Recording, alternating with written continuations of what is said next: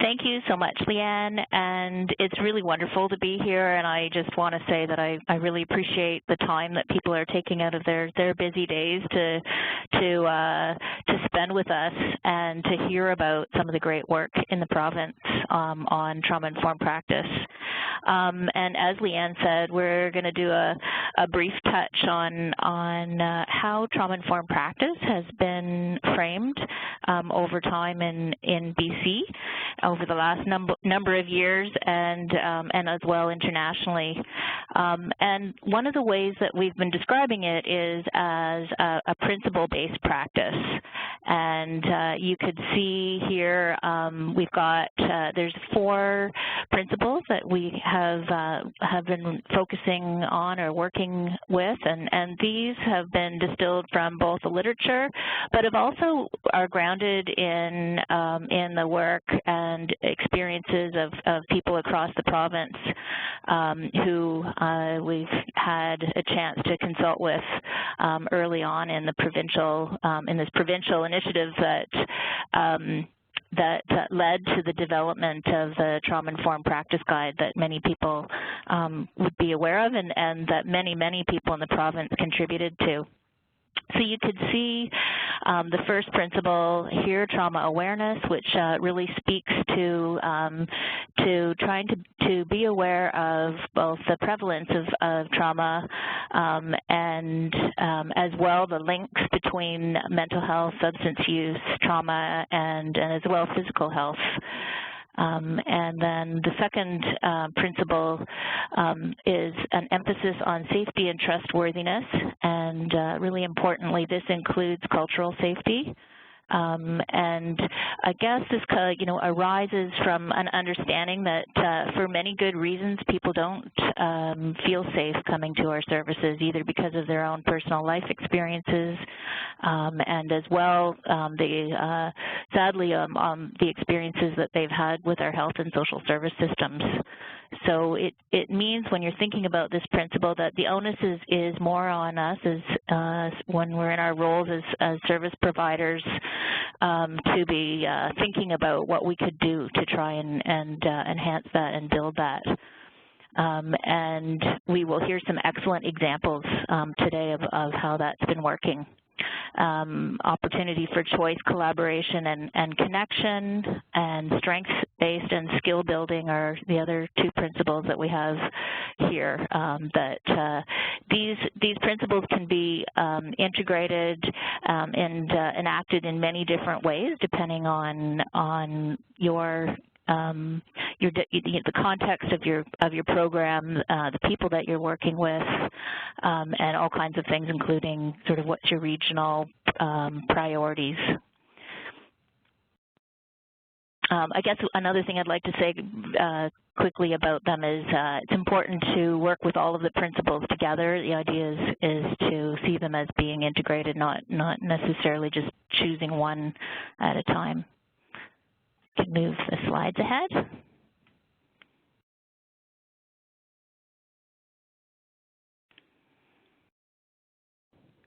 So as mentioned, and we think about trauma awareness and the prevalence of trauma as part of a rationale for how important it is to think about this.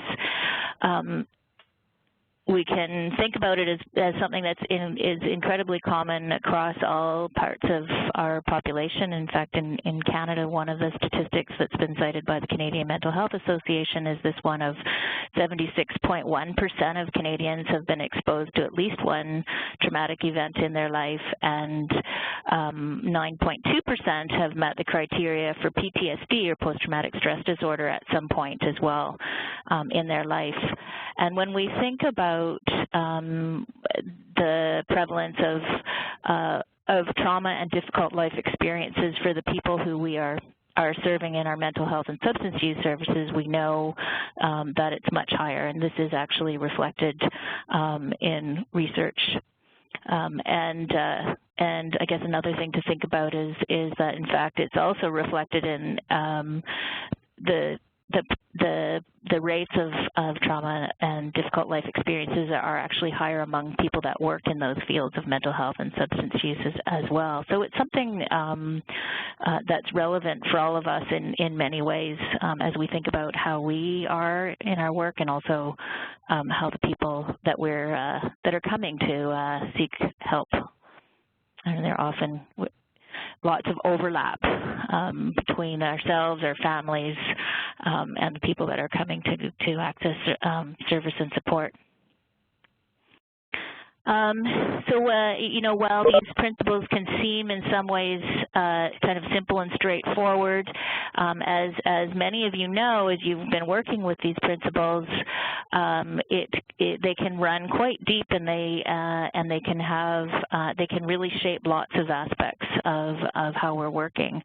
So, and I've been privileged to work with some wonderful people at BC Children's Mental Health and Substance Use Services over the last number of years, and they've been taking a good look at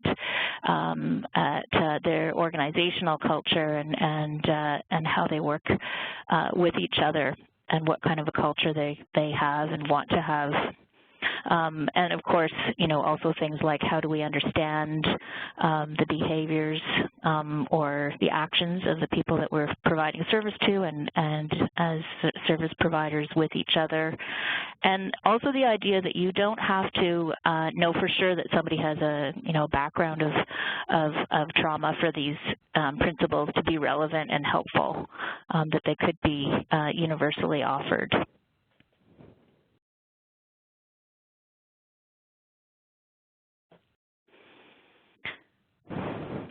And many people have found it helpful to differentiate between what we're calling trauma-specific, which also people may think about as trauma treatment, or any kind of intervention where people, or service that is specifically designed to support somebody as they're in a healing process from trauma. So differentiating that, which is a more specialized kind of program, is offered by usually people that have more specialized experience or work in the area, and then trauma-informed, which is something that anybody that is working in any part of our health and social service can work with in all different roles. It's relevant.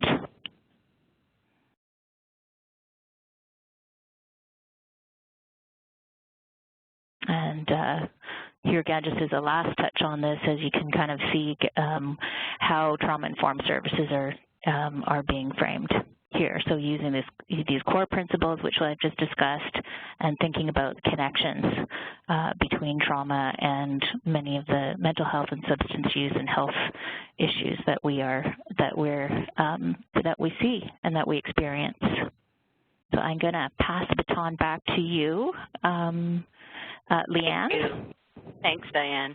So I'd like to put TIP into perspective. As you can see here, in the last, I guess, about 50 years, how our awareness of trauma has evolved, starting in the 1960s with some learning from some Vietnam War veterans.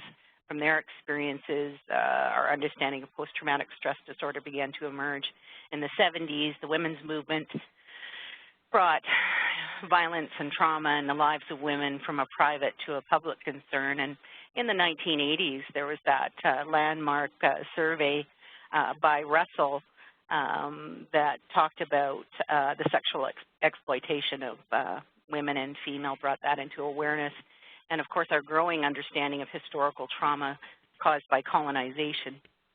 And in 1992, Judith Herman's pivotal book on trauma and recovery, to today, where trauma theory draws from a rich array of sources in women's studies, community, and work of scholars in public health, such as the ACE study, and understandings of the links between stress and trauma, surfacing in research in neurobiology and epigenetics.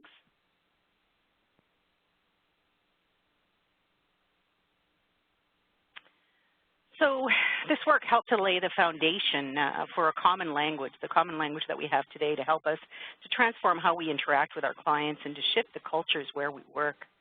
We are encouraged to move our mental models from what's wrong with you to what happened to you and respond accordingly to the wide range of adaptations people may be bringing to our services in response to their difficult experiences. Foremost, becoming trauma-informed is about embodying the principles with each other and our clients, where the relationship becomes the primary focus. TIP encourages us, here we can see from the client's point of view, when we're viewing it through the lens of TIP, service entry points and transitions can be difficult to navigate. Services can seem to lack coordination and collaboration, and this can contribute to frustration. And settings and processes that are not transparent have been shown to result in labeling, and services can appear to prioritize provider needs and routines over client needs, and physical settings can be unwelcoming. TIP encourages us to ask the question, to what degree does our service support the integration of trauma-informed principles? In answering that question, we are led to review policies and practices that may replicate traumatic situations, to prevent and address secondary trauma by supporting worker health, to develop authentic and trustworthy mechanisms for service user input and self-efficacy, and to work with our networks of service providers to widely implement trauma-informed policies and procedures. And finally, to be aware of the social and political contexts that are creating the need for trauma-informed practice. Ultimately, trauma-informed practice requires a profound change where the principles become rooted in our intentions and observable in our actions with clients and with each other. So I invite us all, I'm taking it right now, take a deep breath, relax our shoulders. We're now going to hear from people from across the province of BC who are leading collaborative projects supporting welcoming, safe, and inclusive spaces. Before our first panelist begins, a little housekeeping. Each of the panelists will speak for about 15 to 20 minutes. Once the panelists have all finished their talks, there's time set aside for questions. We encourage you throughout the presentation to submit your questions in the Q&A window on the right side of your screens. Members of the BC Drug Treatment Program team, my team, will select some of these questions to bring forward to presenters.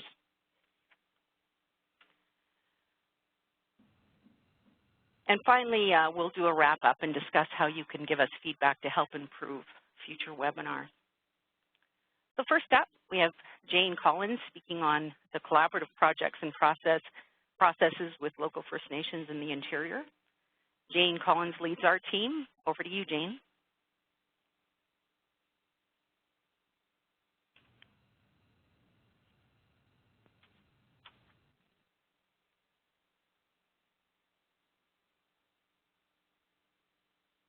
Is Jane there? Yep, I'm here.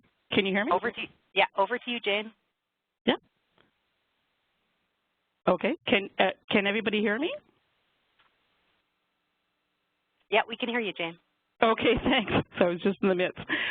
So I'm Jane, and I'm a white woman of Irish and Italian heritage. My mother's family came from the County Cork in Ireland, and my father's family from Pinerolo in northern Italy. I live and work in Vancouver on the ancestral, traditional, and unceded territories of the Coast Salish peoples, in particular the Squamish, Musqueam, and Tsleil-Waututh. I am the provincial manager of BC's Drug Treatment Funding Program, and I have the honor today to share the story of the Welcoming Spaces project in the interior region of BC.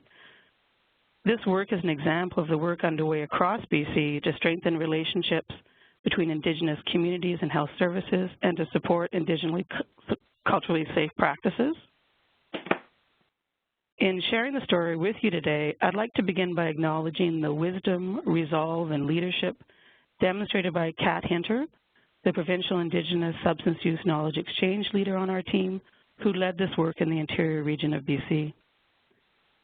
I'd like to acknowledge the Indigenous people and leaders in the interior for their invaluable support for the regional engagement sessions and Welcoming Spaces project, including the regional health liaisons, hub coordinators, health directors, interior First Nations, Métis, and urban Indigenous leadership. and the Interior and Provincial Mental Health and Substance Use and Aboriginal Health Leadership for their support for this work. I'm sorry, Jane, I'm having a little difficulty on where you are in the slides. Can you tell me which slide you're on currently? Yeah, sure. So if you can go back to, I think we're in overview. Yeah, we're in overview. Great. Okay, thanks. Maybe give me a little cue so I can move it forward for you. Oh, okay, thanks a lot. So in the overview, I put an overview slide in here as I know that people, as you're sharing a story, folks like to see what the plot line is. So I'm going to be sharing a little bit about the background of the Welcoming Spaces Initiative, the processes used, and some of the learnings that were emerged from this work. Okay. So starting with the background, Leanne. Thank you very much. If you pause just for a second, I can do it. Okay, thanks. I'll pause. Sorry, guys. So this work is an example of community engagement that honored local knowledge, culture, and context, and respected cultural protocols and processes. Kat Hinter engaged with the diverse Indigenous communities across the interior to hear and honor community voice and seek direction to inform mental health and substance use service design and development of substance use programs and services for and with Indigenous peoples. In each community, Kat held space for the community to share what is and is not working with Health Authority Addiction Services for Aboriginal peoples. This included multiple focus groups and one-on-one dialogues. The themes emerged from the regional community engagement sessions and were shared and confirmed by communities across the interior. And the Welcoming Spaces Project is an example of a local action in response to the emergent themes from the community engagement sessions across the region. So the emergent themes included relationships. This is both the absence and the wish for stronger relationships between Indigenous communities and Health Authority services. People didn't know what services were available from the Regional Health Authority, how to make referrals, and there was a overwhelming response of a lack of cultural safety. The services were described as inaccessible, even if the site was within walking distance, as they weren't felt as culturally safe. And access here has multiple meanings. It's a sensitizing concept. And in this theme, the dominant meanings included both the physical and economic access barriers related to the distance from service and the cost to get to the service for people in urban, rural, and remote communities, and inaccessible, again, even if the service was within walking distance, because the services weren't experienced as culturally safe. And there was the other theme on capacity building was a reciprocal capacity building wish to have both capacity building within Indigenous communities and within health authorities to increase awareness and culturally safe practices. So next, Leanne. Okay. You're on it, Jane. I'm on it. I think I've got my order in mind here on my end backwards, so I apologize. So the Welcoming Spaces, again, was an example of the local action, and it was came about with engagement with a First Nations community, the Secwepemc Nation in the Kamloops area. The themes identified from the community dialogues across the region were shared with the local First Nation leadership, the Chief and Council. Are the themes relevant? Do they ring true for your community? The possibility of transforming the physical spaces to acknowledge the ancestral, traditional, and unceded territory of the Secwepemc Nation, where the Health Authority Mental Health and Substance Use Services are located, was discussed, and the commitment was made to work together to co-create culturally welcoming spaces with local Indigenous peoples. It's important to pay attention to the how of this work and the processes that will help to support the work.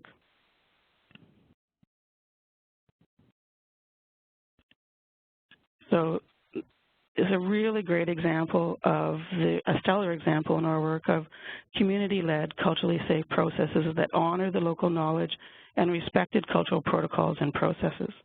In leading this work, Kat held the space for this work to organically unfold, led by the community, and supported by culturally safe processes.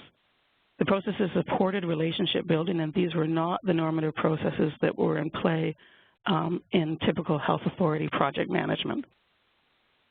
So to share a little bit of the story of the who and the how. So a joint working group was co-created, including an elder-bound counselor, community artists and band staff, health authority, mental health and substance use leadership, Kat Hinter from our team, and representatives from the Interior Aboriginal Health team. The working group toured the sites and community, made recommendations to transform the physical spaces. The community recommendations were met with agreement by mental health and substance use management at the sites. And the time frame involved, this process unfolded over a 2-year time frame, culminating in a traditional ceremony at the sites to acknowledge and honor the co-creation. So the Welcoming Spaces artwork, we can go back to the artwork, Leanne. Sorry. So here's an example of some of the artwork that was created by the Indigenous artist Lyle Paul. And the strengthening relationships by engaging with the local First Nations in the co-creation of this work was one of the initiative's most salient successes. So custom artwork was created by Lyle Paul. It includes canvas paintings. There's some examples of the canvas paintings that have been installed at sites. Shadow boxes and a fish weir that was built by students at the Schleppik, I apologize if I've got that pronunciation wrong, School of Excellence. The physical spaces are now informed by the local Indigenous culture, and the hope is that this will contribute to supporting safety and access for Indigenous people. The hope also is that this is a piece of the work, and the hope is to raise awareness with Interior Health staff about the First Nation and the territory in which the sites are built, and a step towards supporting more welcoming and culturally safe access for Indigenous peoples. So shared learnings, Lynn? Okay, thanks. So here I'd like to share with you a few of the shared learnings that we've had that have emerged from this project. One of the paramount ones is the responsibility of non-Indigenous peoples to know and acknowledge the true history of Canada. For most of us, we didn't learn about colonization and cultural genocide in school. It was not part of our primary or secondary education and not reflected in mainstream media. The Truth and Reconciliation Commission highlighted our collective responsibility and the need for collective efforts of all peoples to strengthen relationships between Indigenous peoples and Canadian society. A fundamental learning for non-Indigenous leaders from the Welcoming Spaces project is the importance and responsibility of leaders to develop their awareness, knowledge, and skill to support Indigenous culturally safe practices in their spheres of influence, be it in clinical services, in project management, change management, system transformation work. Hundreds of years of colonization are not undone in quick timelines, and we are on a learning journey to support Indigenous culturally safe practices, and for many areas in our systems, we are in very early stages in this journey. We're working in the context of broken promises and distrust due to historical factors related to colonization, and the historical factors play out in current day.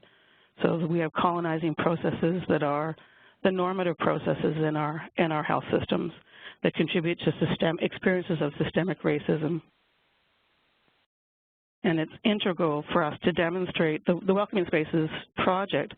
Kind of one of the learnings here is that it's integral for us to demonstrate a willingness to work in a different way. And the relationship and processes need to be informed by the community.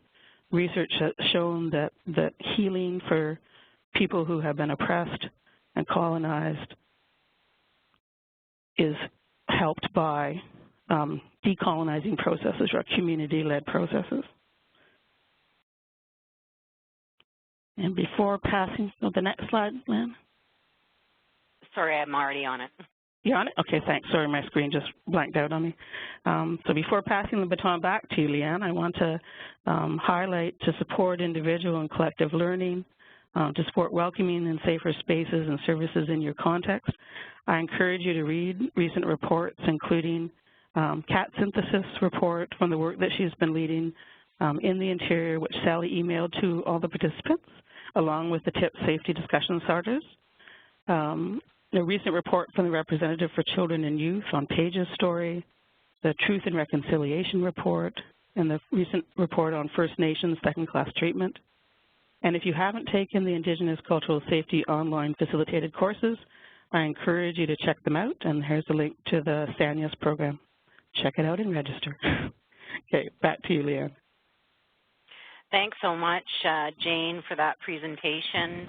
I really follow up on Jane and encourage you to access CAT's report. I think it'll be very useful across the province. So next up, we have Lynn Gifford and Marika Sandrelli. Are you guys there? Lynn and Marika, are you there? Yep, Leanne, good morning. It's Marika here. Great. Good morning. So, that's morning. okay. Just let me finish, Marika. So Lynn Gifford is currently coordinator of forensic nursing services at Surrey Memorial Hospital, where her areas of expertise include violence across the lifespan and trauma-informed practice. Marika Sandrelli is, I'm proud to say, one of my team members on the British Columbia Drug Treatment Funding Program, and she's with Fraser Valley Health. Lynn and Marika will be talking about how TIP has supported workforce capacity development for people who engage in first and early contact with patients and clients and family. Over to you, Lynn and Marika. Good morning. As Leanne mentioned, my name's Marika, and I am Ukrainian Romanian ancestry, and I'm calling from traditional Katzie territory in Maple Ridge. And as Leanne also mentioned, I'm virtually joined by Lynn, who's over in Surrey Memorial Hospital's ER department. So before we start, I'm wondering, and Leanne, I'll prompt you to when to change the slide. I'm wondering if I could just ask everyone, all 231 of you, now that I see listed, if we can just take a moment and look around where you're currently located or where you're seated right now, and how you've either leaned into the space or you've adapted to the space, if it's a stressed space, if it's unfamiliar or unsafe.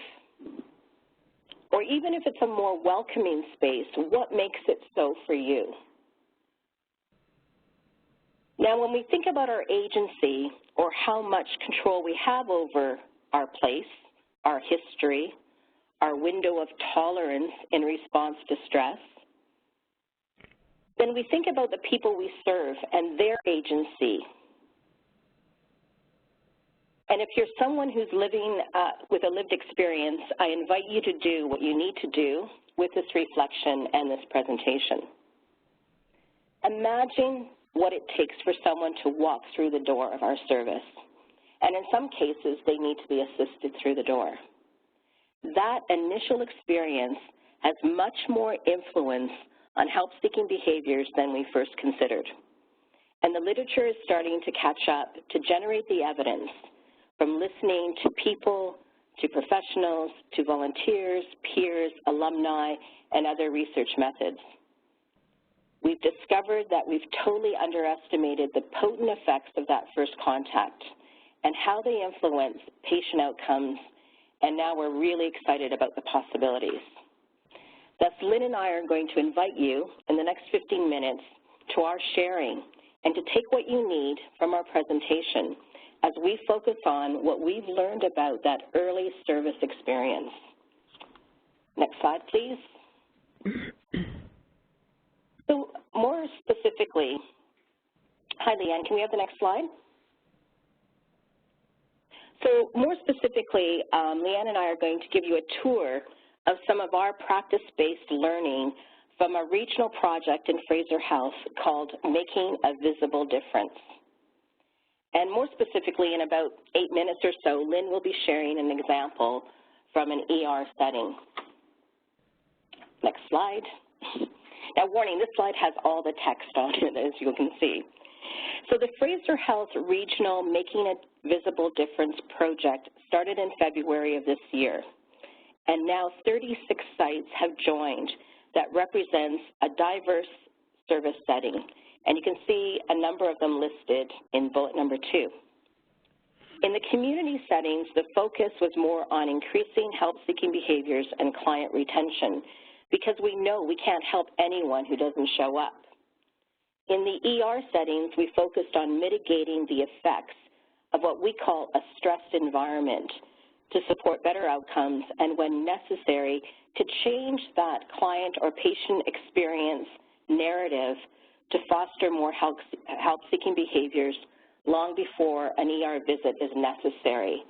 So often we heard about people that went to an ER, had a very negative experience, and that negative stays with them. And we were trying to see how we can introduce different narratives or create different patient experiences that would promote help-seeking behavior so they would attend to help earlier rather than it being an emergency. And Lynn's going to share a bit more about working in ER settings shortly. The social distance a service creates with clients is extended to the reception and waiting areas long before that person enters the counseling or care session.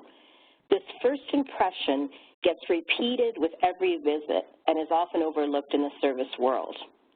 In a qualitative study conducted in 2012, 56 clients accessing a mental health center were interviewed after their initial visit, and close to 50% said they would not return.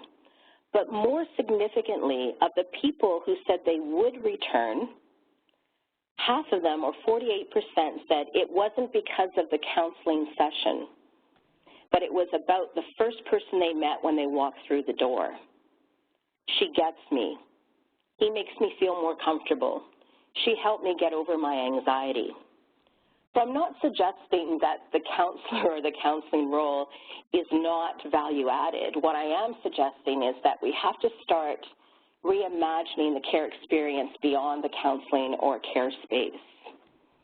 So in March, Fraser Health invited over 120 professionals and volunteers who work in reception, receiving, triaging, and waiting areas to a learning exchange that focused on early engagement and extending our valuing of the care experience beyond that space. That workshop also attended to building capacity for the people in the first contact to safely ask about and respond to trauma. A lot of people who are in first contact roles really asked us about what they do around trauma disclosures. Should they ask about trauma? How do they respond? And in that early service experience, we really supported them within their scope of practice on how to foster safety, choice, and collaboration in a strengths-based framework. We're currently creating a digital portfolio that's going to include all of our learnings, the published evidence, and resources, and should have that out in early 2016. But now I'd like to highlight a few of our findings from that project. The next slide, Leanne. Alrighty. So from the learning, when we've talked to a lot of clients, professionals on these 36 sites, we've come up with two different major domains from our learning. And the first domain reflects on a client and family's sense of place, belonging, and meaningful contributions in the early service experience. And you can see here that we've delineated 5 themes. Now, I'm noticing on the slide, it might be hard to read those. Leanne, are you noticing the slides are a little bit tough to read? Yeah, pretty tough to read. Yeah, because I think there's slides on top of slides. But what I'll do is I'll just read over what the 5 themes are. So the first theme is the bond to relevance, familiarity, and acknowledgement. The second theme is the power of the guided tour. We can't underestimate how important a guided tour is, and I'll talk a bit more about that. What we call the therapeutic milieu created by service professionals in response to a stressed space, the role of the physical space design and architecture, and the last one, the user and lived experience engagement in the project and processes. Can you go back, Leanne? So within the domain, those are the 5 things right now. So I'll give you an example. A client at a substance use service at an outpatient clinic stated that in an interview, when he first went to that service, he saw on the wall the acknowledgement of his traditional territory, of the Stalo territory, when he came in. And in his interview, he shared with us, quote, "I feel safer and more supported when I see that this group makes an effort to honor our history. I trust these folks more, and so do my friends and family. I shared what I saw and read on the wall in my community, and people were surprised and encouraged." This brought to, sorry everyone, this brought to relevance. You can hear my dog in the background, sorry. This response to relevance and acknowledgement and familiarity creates more culturally safe spaces. Also, it supports the notion that the relationship between a client and the environment is understood as being transformational and not fixed. Whenever possible, the relevant, familiar, and safer outside world that supports belonging should not be separate from the client experience. This is where healing and its possibilities happen. Another example we had in a residential setting when we asked what contributed to a client's overall experience when he completed treatment, he said, quote, "It was the first day when my wife and I were offered a guided tour. You have no idea how much of a difference that made for us, especially how that volunteer made this institution feel more like home. When my wife went home to attend to our children, she left knowing I would be cared for." The last thing is, even when there's significant barriers, let's say we have plexiglass or we can't move the furniture in a waiting area, that therapeutic milieu that we can create makes a huge difference.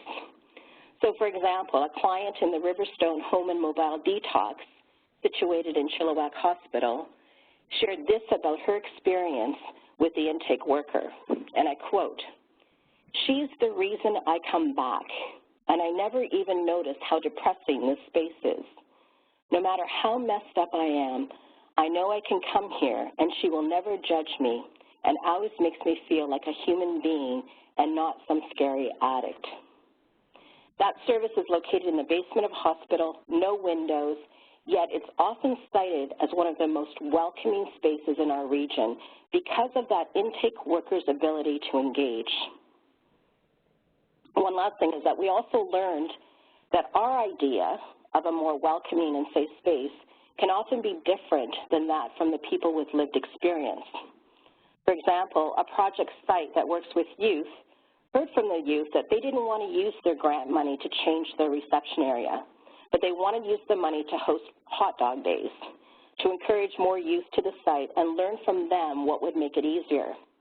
So it was a lesson for us that how important it is to not only hear the contributions of people from lived experience, but also be willing to adapt, even if it means we need to opt out of our expectations. Next slide. Thanks, Leanne. And I apologize for the slides. It seems like, unfortunately, it looks like there's slides on top of slides. The next domain is around the sense of safety, security, and sacredness. And you can see the 5 domains that we've delineated from theming the data from the interviews. We talked about privacy, confidentiality, light and sound, arts and other expressions, the role of nature, and policies and procedures. And we're going to be writing a lot of our learning and the literature in that portfolio that we'll make available for everyone. I'd also, before I turn it over to Lynn, encourage you to visit the Center for Healthcare Design's Pebble project, and I will put the website in the sidebar. It's this approach they're using. It's called the New Residentialism in Healthcare, and it's moving away from the more conservatism of the institution to more healing environments. And that website, the Center for Healthcare Design, is a real rich array. It's a cornucopia of all kinds of ideas, and I'll ensure that website's included. Now I'd like to pass over the virtual baton to Lynn, who's going to share with you about a specific site and service located at Surrey Memorial Hospital's ER. And Leanne, we can move to the next slide. Over to you, Lynn.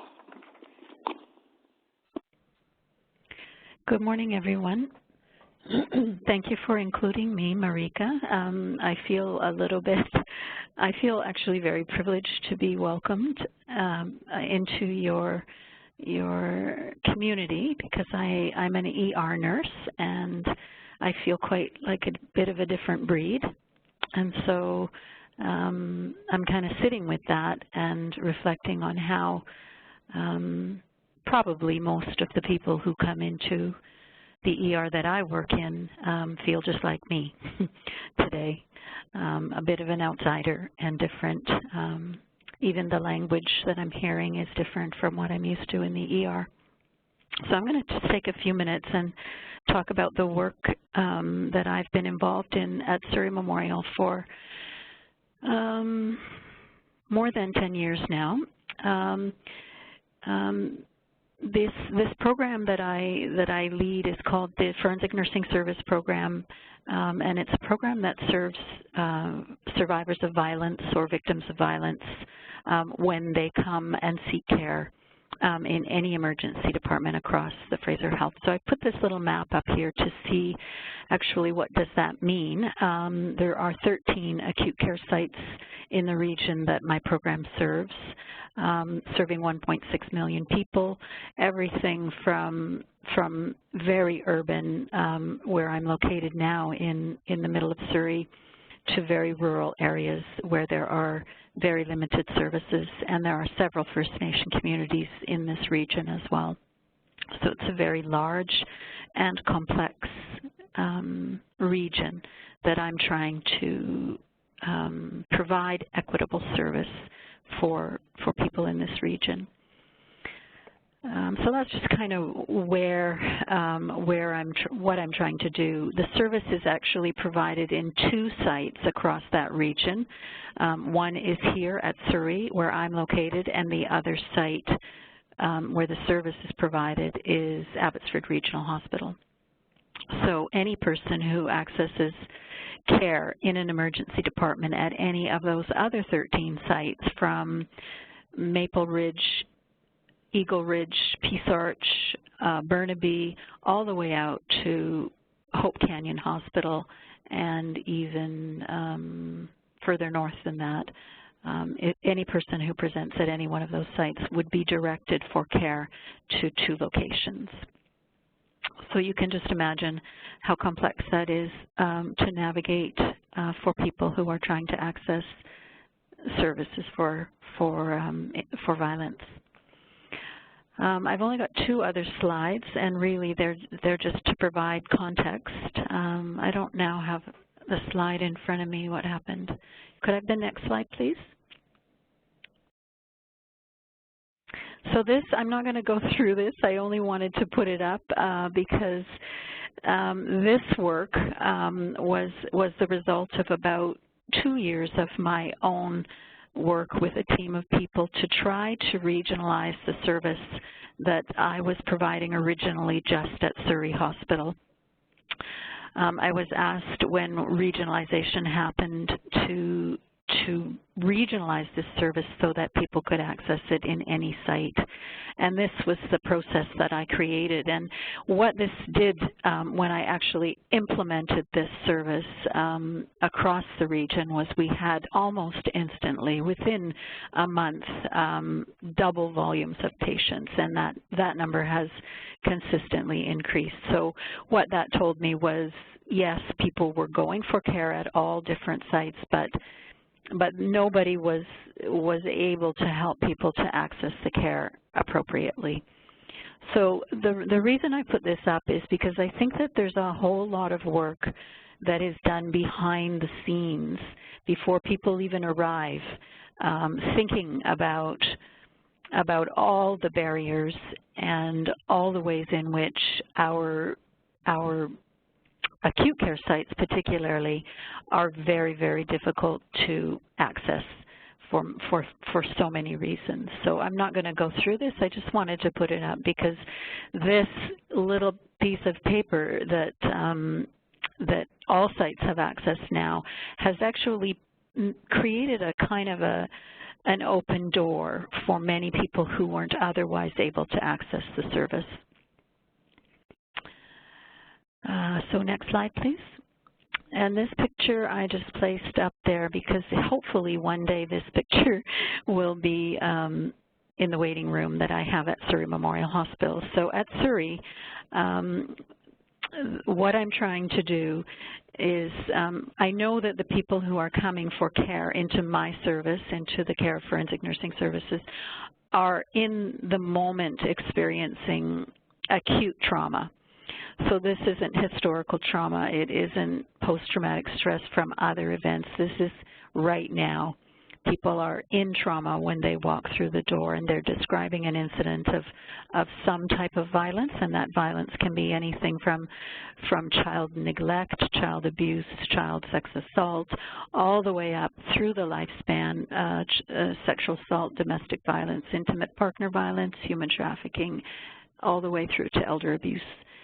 So we are serving clients all the way across the lifespan who present with disclosing some type of violence. So what I try to do right from the minute they walk through the door is to, as quickly as possible, move them away from the public areas into a private space.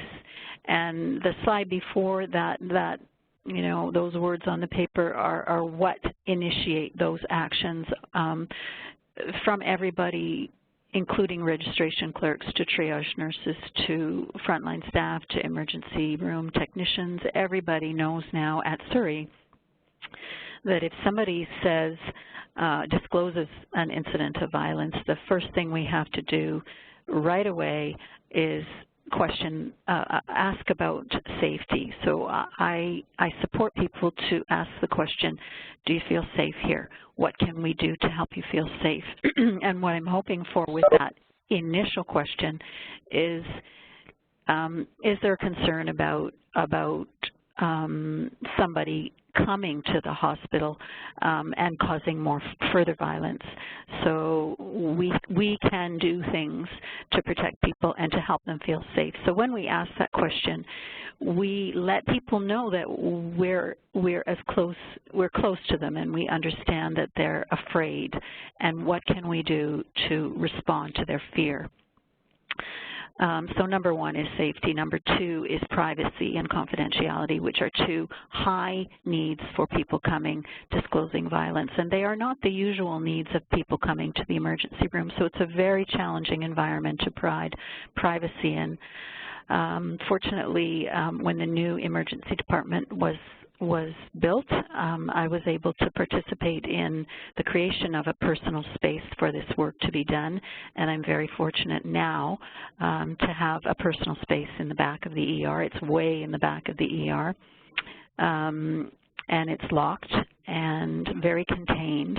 And as we move people through the emergency department to this space, it becomes quite clear to them that it is purposely made to provide that privacy and confidentiality, which are two of the primary needs of this group of people.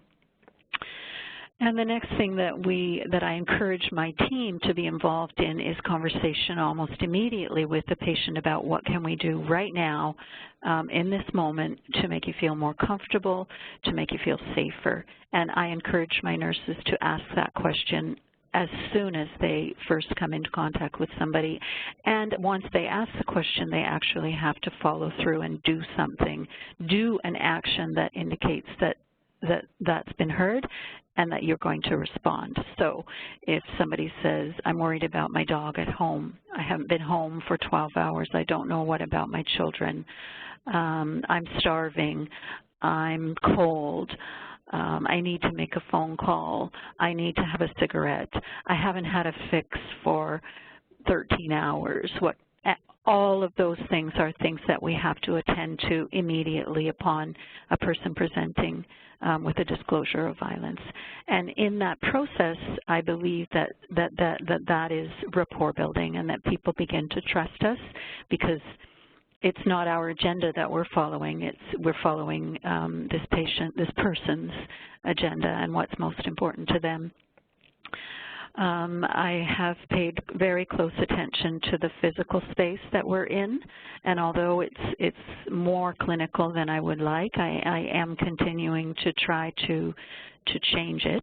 I have had the lighting, for instance, changed. I personally myself got a light, so we take off the overhead lights and put on something not so bright and not so invasive. We have the opportunity now to have, one of my nurses has donated some opportunity to have music in the room as well, and a variety of different types of music. I've paid very close attention to the quality of the air in the room. At the beginning, when I was first working in this space, it was noisy and windy, and I've spent a lot of time trying to work with maintenance to get that fixed. We also have worked closely with the First Nations nurse practitioner in the community that we work in, and they've provided us with these lovely little First Nation healing packages, which we can offer to people if they have that heritage and they would find that helpful. We have toys for children, and the picture that you see there is one that I would really like to have up on the wall, just because it's a very, to me anyway, a very neutral, warm kind of image. There's no windows in the room, so I kind of thought that almost looks like a window.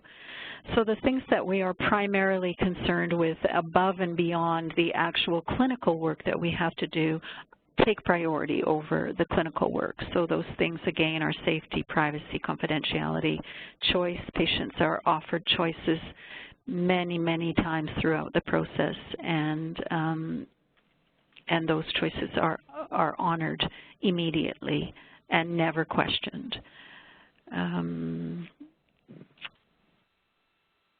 The other interesting thing that I've become involved in just recently, do I have a little bit of time still, Marika? Actually, I just want to check in. Are Mary and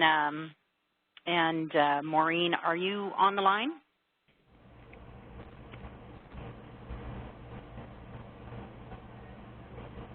I think you have a bit more time.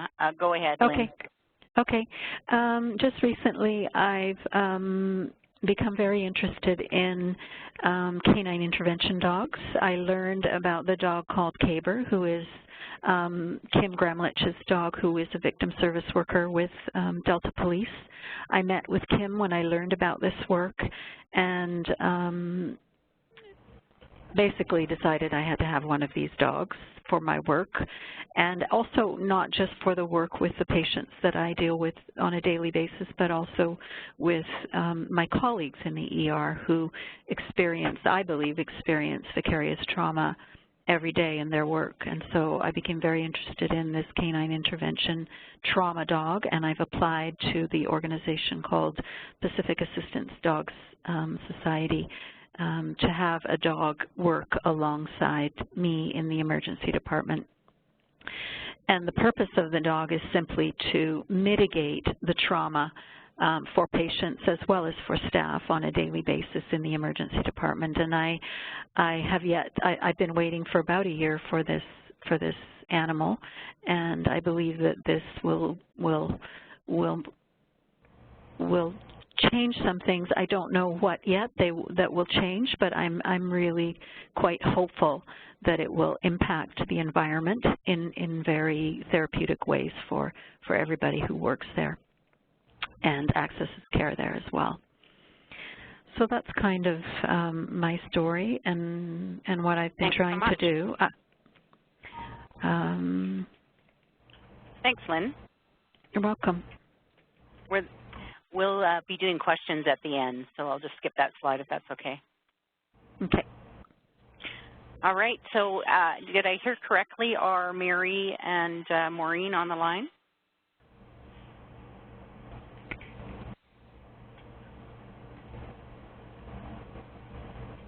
Hello, Mary, Maureen?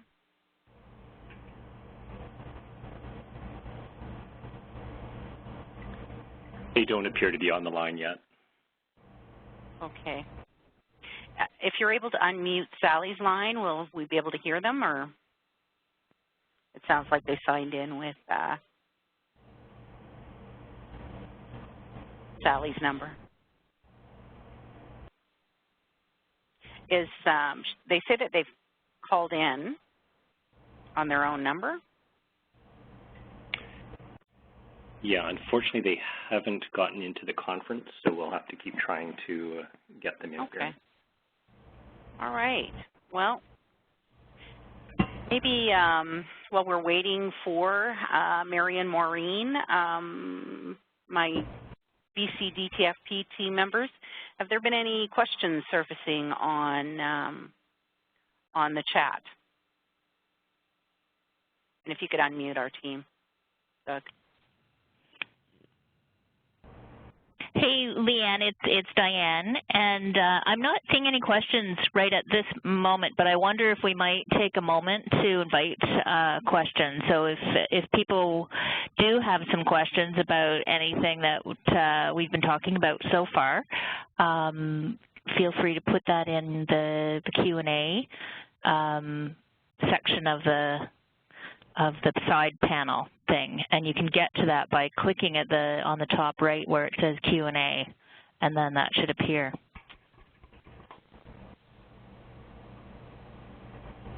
Hi, Leanne. It's Jane Collins here. One of the questions that I see in the sidebar is the question about will the presentation slides be available to participants following the webinar?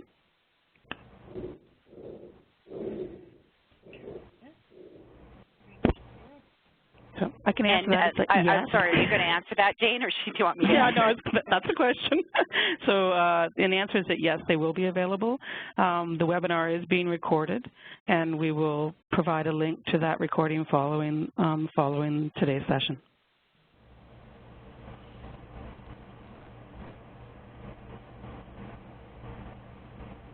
Golden opportunity, folks, to get your questions in. Some wonderful presentations we've had so far. I'd love to hear more about the work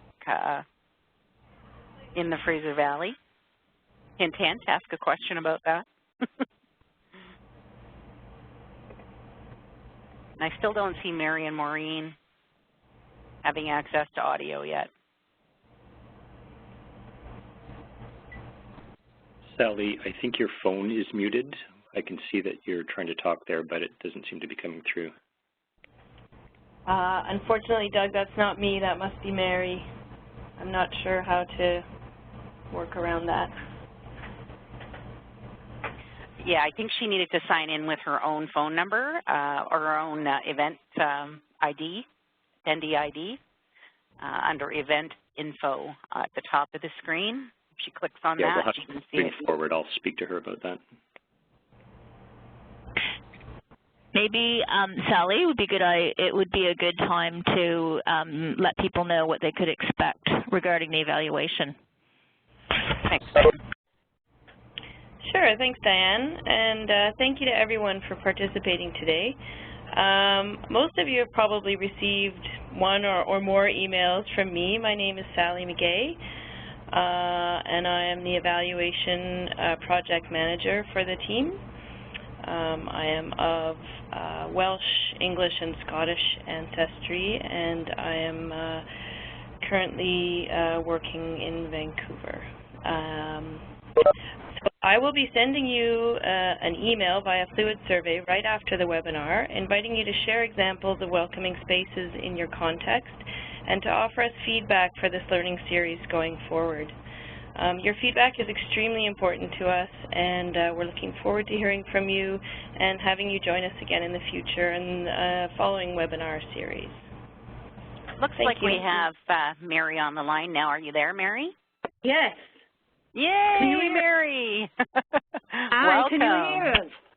We can hear you. So Mary and Maureen Sexsmith and Mary Marlowe are in Vancouver. Maureen Sexsmith is manager at the Pender Community Health Center, and Mary Marlowe is another wonderful team member on the British Columbia Drug Treatment Funding Program. team, and she's, of course, from Vancouver Coastal. She has a long working history in mental health and substance use as a manager and an educator. Maureen and Mary are going to share on how TIP is creating welcoming and safe, inclusive spaces for people in the downtown east side at the Pender Community Clinic. Over to you. Thank you, Leanne. Hi, good morning, everybody. It's Maureen here. I have to lower my blood pressure. It's taken us all morning to get in. So I'm really thrilled to be part of this. It certainly will have some great learnings from the colleagues who've presented before us. I'm the manager of the Pender Clinic, which is located in Vancouver's downtown east side. Next slide. And we serve residents of Vancouver who live with complex clinical and psychosocial needs. Could I have the next slide, please?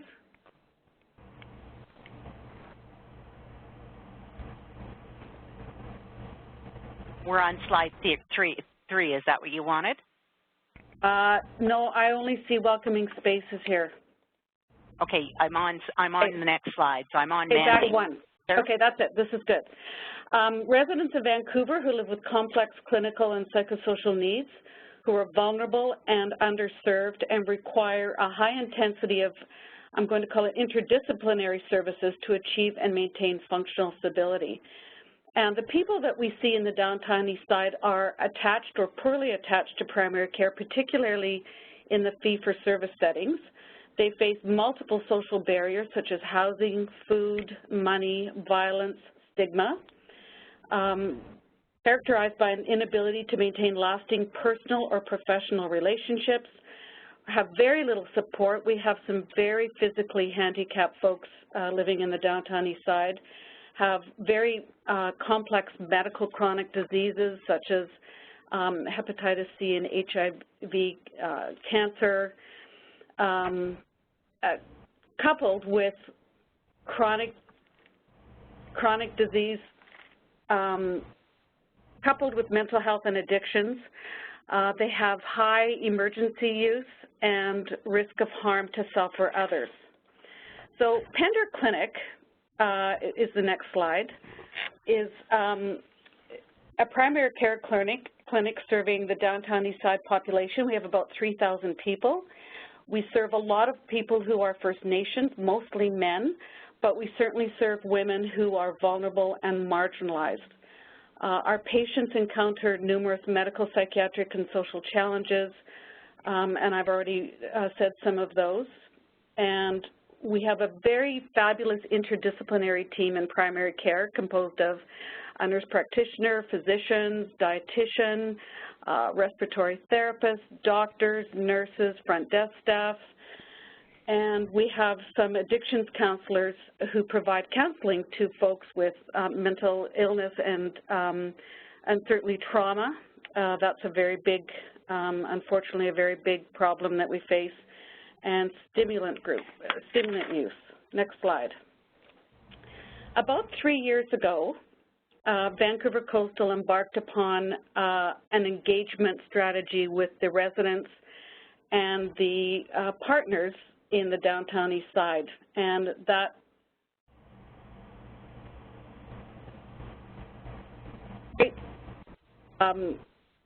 with harm reduction and reduced mortality, particularly with HIV. So the 3-year community engagement redesign process really wanted to look at our systems. What do we want to look like? What do we want to do for the next 20 years?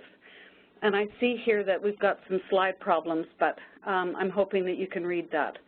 There were 4 papers developed as outcomes of that engagement process, and we now have what we're calling the Downtown East Side Second Generation Health System Strategy.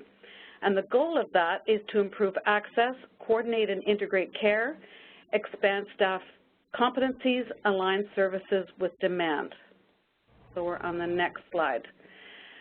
So one small piece of that is around creating spaces and competencies and engagement strategies and to improve client care through cultural competence and responsiveness and embracing harm reduction, trauma-informed care, recovery-oriented care, and that's part of a commitment statement. So we have a statement that says These are important things to us, and we have expectations of the leadership, of managers, and of staff.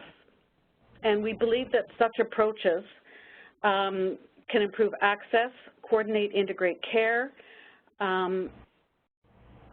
reduce barriers, and improve patient outcomes and decrease disparities in health. Next slide. We have a one-year pilot project that is amongst 3 sites. So our sister clinic is the Downtown Community Health Clinic, and Strathcona Mental Health is our partner in the mental health. And we have 4 strategies that we're working on. One is engagement. We want to engage with the community. We want to engage with our clients. We certainly want to engage with our staff and our physicians. We want to build capacity so that we can see people who need to get in the door today. We don't want waiting lines. We want to create welcoming spaces and create an environment that is safe and welcoming for people. And lastly, we want to understand the experience of care that our people experience. Next slide. So Pender Clinic embarked probably about a year ago to create some welcoming spaces. And we have a great interdisciplinary steering committee composed of an addictions counselor, and that person is very experienced in trauma, a program assistant, representatives from our front desk staff, the clinical coordinator, and me. As an adjunct to that, staff are participating in the online Indigenous Cultural Competency course to give some context about the First Nations people that we serve. And we also have, with our sister clinic, had some sessions on trauma-informed practice. And that was for all the staff. So that included physicians, we included some security there, front desk, and certainly all of the clinicians. And we want to integrate cultural competency into our groups. How do we make our groups, because we run a lot of them out of our clinic, how do we make them safe and welcoming? We want people to come, and we want people to come back, and we want people to be able to participate in a way that they feel very safe. One of those groups that I'll just tell you about very briefly, it's called Making Sense of Trauma, and those are closed groups run by a couple of very experienced counselors to make sure that people are dealing with the traumas that they have faced over their lifetime. One of the things that came to mind when I was putting this presentation together is that we created a Women's Night about a year ago, and the Women's Night, the purpose of that was to engage women in the downtown east side who are not getting primary care, addictions care, anywhere else. And they're kind of the silent folks out there. We don't see a lot of them. So we've tried very hard, and I think fairly successfully created a Women's Night where we have a nurse practitioner, a nurse, we have female volunteers, we even have a female security person. And the goal is to engage women in our care. And so we serve food, and what's really kind of nice is that we have a table set up, and the table is set, and women sit in a very comfortable, safe place, and I call it the community of women. They sit around a table and they talk, and we have a variety of activities. We have acupuncture, some yoga, foot soaks. We have a foot care nurse. We have education. They have activities. So it's a really nice community of women who come and meet, and it's a very calm, safe, welcoming space. Last week as I was walking through there, I saw 3 or 4 women, First Nations women, who I hadn't seen before. And they reported later in the evening that they loved coming there and they felt very safe. So that really was reinforcing to the staff who've worked so hard to make it a success. So the next slide is we have a TV in the waiting room, and typically for many years it was used as a distraction from waiting for appointments. And I am sad to say that people do wait, and it was kind of used as a babysitter. It used to be controlled by security, so people would bring in DVDs that they thought might entertain and distract people. There was no input from the patients or the staff. We recognized over time through our education around trauma-informed practice that it was absolutely not trauma-informed. And certainly for particularly women, but certainly some of the men, it was triggering previous traumatic events in their lives. And some of the content was offensive to the patients and the staff and the physicians. So we knew that really wasn't a very good idea. So we've made some changes to the TV content. It's now controlled by staff, so we've had input from everybody in the building about what kinds of things we want to show on our TV.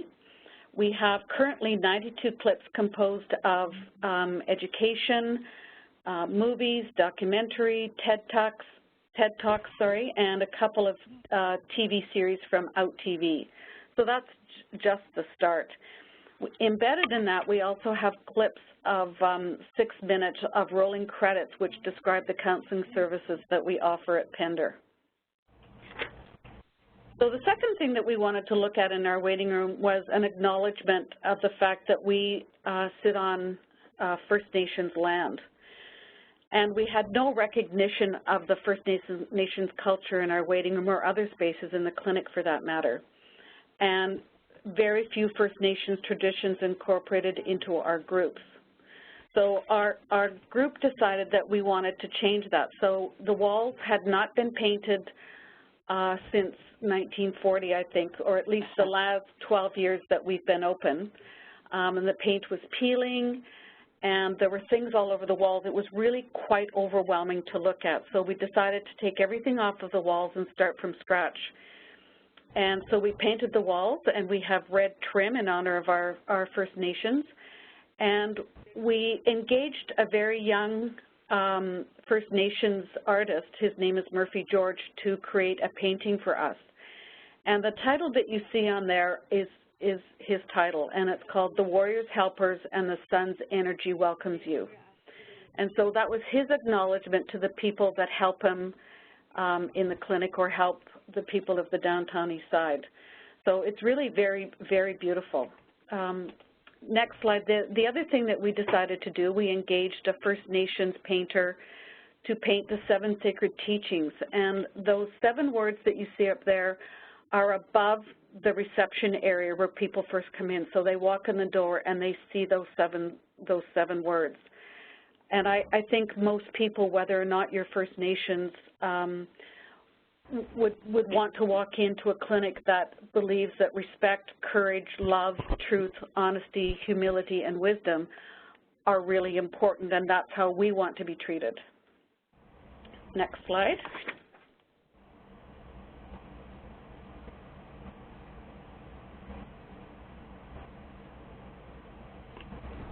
We invited the artist, and we invited people off the street. We invited all of our patients and all of our staff to come and celebrate this beautiful painting in our waiting room. And we had a welcoming prayer.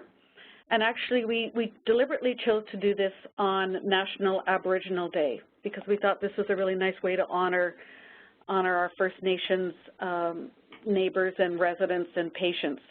So we had a welcoming prayer, and there was drumming and singing and sharing food. And I think people found it really quite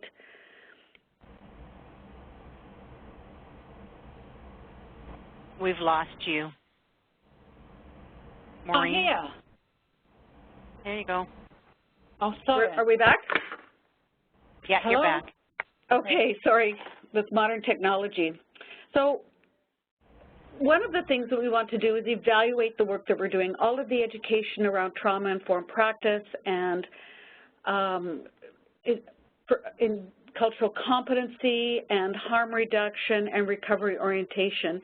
We want to evaluate, is this making a difference to our staff and to our patients? And so we're taking a current snapshot.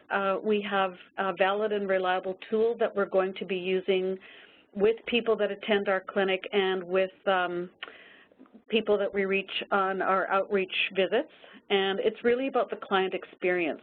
And that client experience is around safety, respect, involvement in care, and recognition of cultural diversity. So we know that we've done lots of work in the 3 sites, but we're going to take a snapshot and say, how does it feel? How does it feel to come to our clinic? How does it feel to work with our staff? And then a year from now, we'll see what the difference is.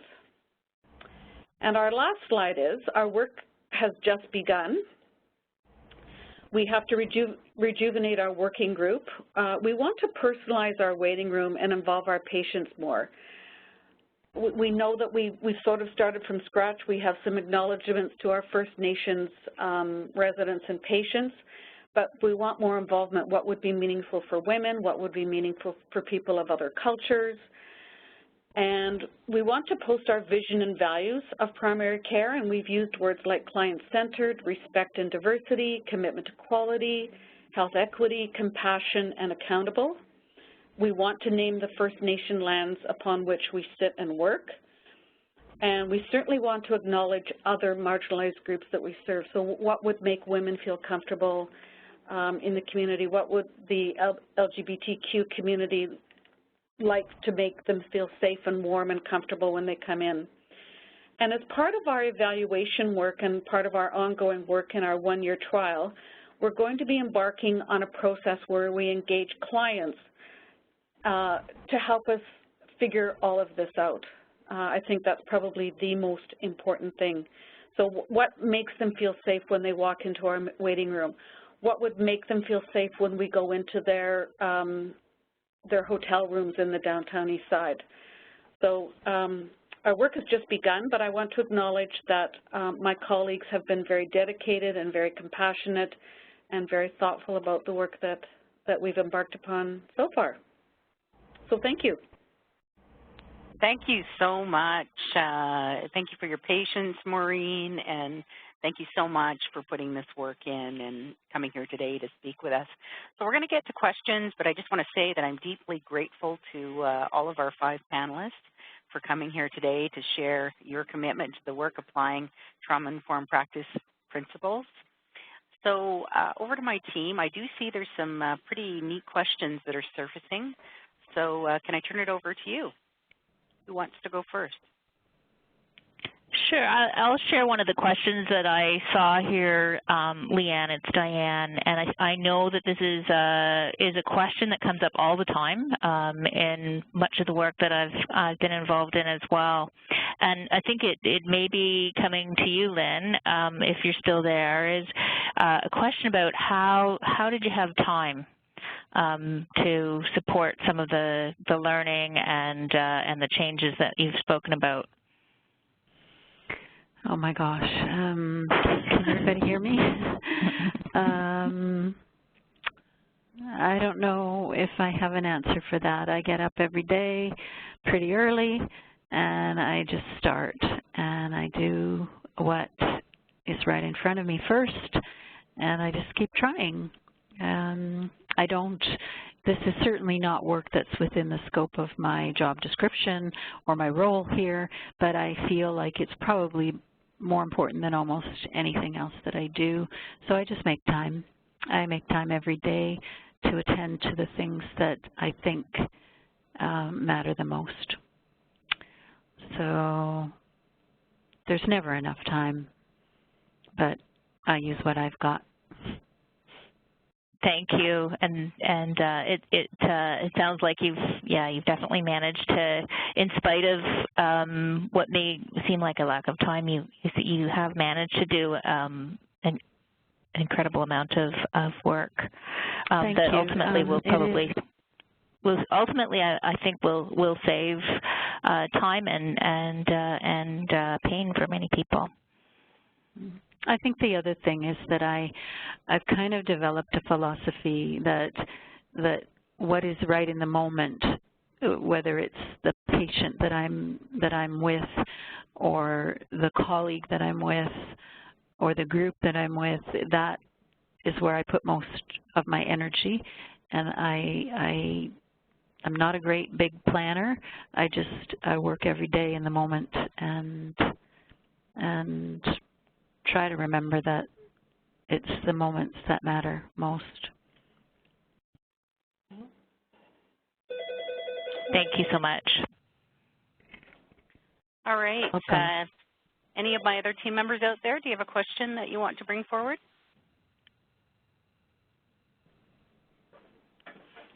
There are a lot of questions, Leanne. I'm also cognizant of the time, and I'm wondering if we may be able to try and address many of the questions and have some kind of continued dialogue on the shared spaces, on our health spaces, trauma-informed practice community of practice. And that we could share the information for how people could join that. So we wouldn't, so we'll get to continue this dialogue and really encourage people to be on there and sharing some of their ideas and questions. Great, great thoughts there, Diane. I just want to remind folks, I put it up on the screen. Sally spoke to it earlier. We will be sending you out links. Your feedback is extremely important to us in this process. And as Diane just mentioned, there are a couple of sites that we really would like you to visit. There's info@healthspaces.ca.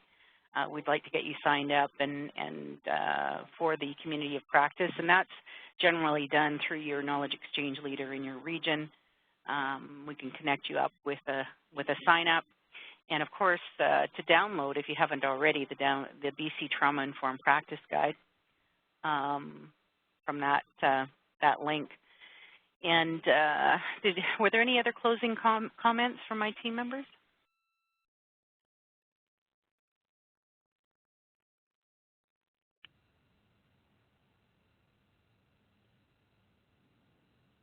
All right. Well, I'm going to thank you all. And please stay tuned. This is the first in the series, and so thank you all for joining us in this adventure. And I really look forward to us creating a new experience in a couple of months.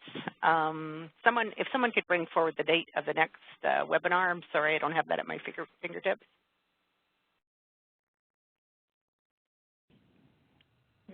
Sorry, it's Jane Collins here, and I realize that I've been speaking on mute, so I apologize. Thanks, Jane. I'm sorry that we had a technical issue, obviously, with some slides. We'll work on that for the next series.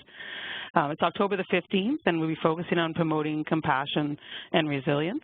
And then the following one for this calendar year will be in December 17th, supporting healing and addressing structural violence.